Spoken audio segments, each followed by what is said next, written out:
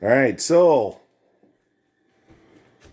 I've got this little convection oven, and we're making plain old Nestle Toll House chocolate chip cookies.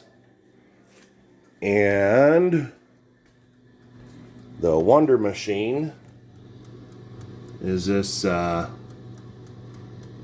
Wisco convection oven that I dug out of the garbage and repaired and cleaned severely.